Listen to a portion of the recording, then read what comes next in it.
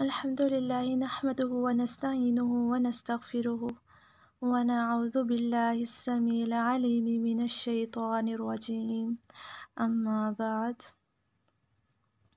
ہم نے اپنی لاسٹ کلاس میں توحید ربوبیت کو دیکھا تھا۔ امید کرتی ہوں آپ لوگوں نے بہت شوق سے اسے سنا ہوگا، سیکھا ہوگا اور ضرور اس پر غور و فکر کے بعد اپنے ساتھیوں کے ساتھ بھی شیئر کیا ہوگا۔ آج انشاءاللہ ہم توحید الوہیت کو دیکھیں گے۔ توحید الوہیت سے مراد پختہ طور پر یہ اعتقاد ہے کہ برحق معبود صرف اللہ تعالی ہے، اس کے علاوہ ہر معبود باطل ہے اور عبادت کی ظاہری و باطنی ہر قسم اللہ تعالی کے لیے ہے۔ توحید کی اس قسم کو توحید عبادت بھی کہتے ہیں۔ ہر طرح کی عبادت مثلا نماز میں جیسے رکوع، سجود، نذر و نیاز، صدقہ، خیرات، قربانی، طواف، اعتکاف، دعا، پکار، فریاد، استعانت مطلب مدد طلب کرنا، استعاذہ پناہ طلب کرنا، رضا طلبی، توکل، خوف، محبت، سب کی سب صرف اللہ کے لیے ہو۔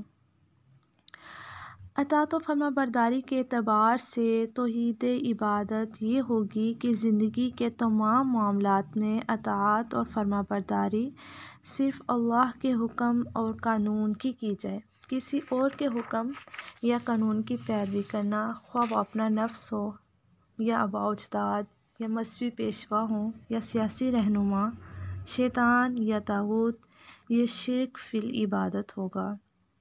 جیسے سورہ فرقان آیت نمبر 43 میں اللہ تعالیٰ فرماتے ہیں اَرَأَيْتَ مَنِ اتَّخَذَ إِلَٰهَهُ هَوَاهُ إِلَٰهَهُ هَوَاهُ، کبھی تم نے اس شخص کے حال پر غور کیا ہے جس نے اپنی خواہش نفس کو اپنا الہ بنا لیا ہو؟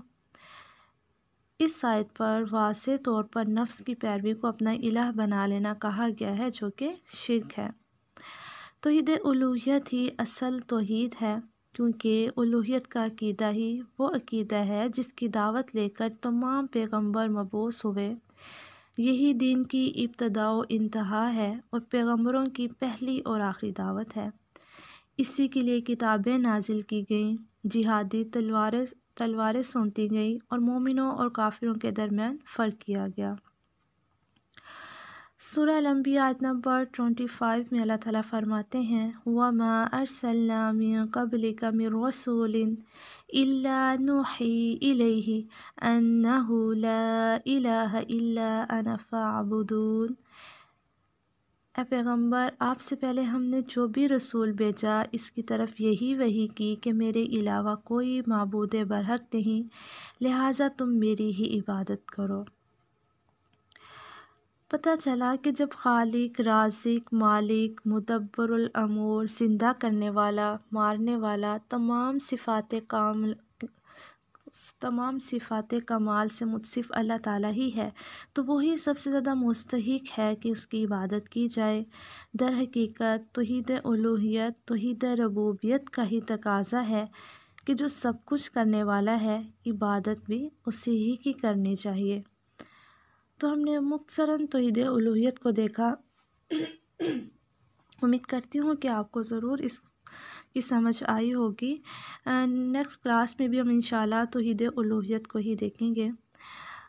اللہ تعالیٰ آپ سب کا حامی و ناصر ہو، آپ سب سے راضی ہو، آپ سب کے وقت میں بہت برکت عطا فرمائے۔ السلام علیکم ورحمۃ اللہ وبرکاتہ۔